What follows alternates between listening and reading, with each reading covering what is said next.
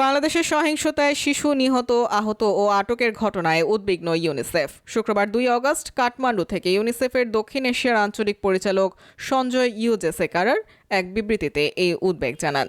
তিনি জানান, জুলাই মাসে সহিংসতা বিক্ষোভে কমপক্ষে 32 শিশু নিহত হয়েছেন। এছাড়া আরও অনেকে আহত এবং আটক রয়েছেন। এই সব ঘটনায় উদ্বিগ্ন ইউনিসেফ। তারা শিশুদের প্রতি হওয়া সব ধরনের সহিংসতার নিন্দা জানায়।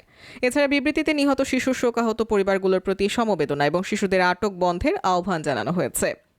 ইউনিসেফের দক্ষিণ এশিয়ার আঞ্চলিক পরিচালক সঞ্জয় ইউজেসেকারার বলেন, আমি বাংলাদেশে মাত্র 1 সপ্তাহ থেকে ফিরে এসেছি। সাম্প্রতিক সহিংসতা এবং শিশুদের ওপর চলমান অস্থিরতার প্রভাব নিয়ে আমি গভীরভাবে উদ্বিগ্ন। শিশুদের সর্বদা রক্ষা করতে হবে, এটা সবার দায়িত্ব। যে শিশুদের আটক করা হচ্ছে তারা আইনের সংস্পর্শে এলে খুবই ভীতিকর পরিস্থিতির সৃষ্টি হতে পারে। আন্তর্জাতিক মানবাধিকার এবং জাতিসংঘের শিশু অধিকার কনভেনশনের সাথে সামঞ্জস্য রেখে বাংলাদেশ স্বাক্ষর করেছে। এর মানে হলো, যে কোনো স্থানে তাদের নিছক উপস্থিতির ভিত্তিতে বা তাদের পটভূমি, ধর্ম বা তাদের পরিবারের সদস্যদের কাজ বা বিশ্বাসের কারণে শিশুদের গ্রেপ্তার বা আটক করা উচিত নয়। তিনি আরও বলেন, সহিংসতায় আটকা পড়া শিশুদের সহায়তা করা ইউনিসেফের অগ্রাধিকার।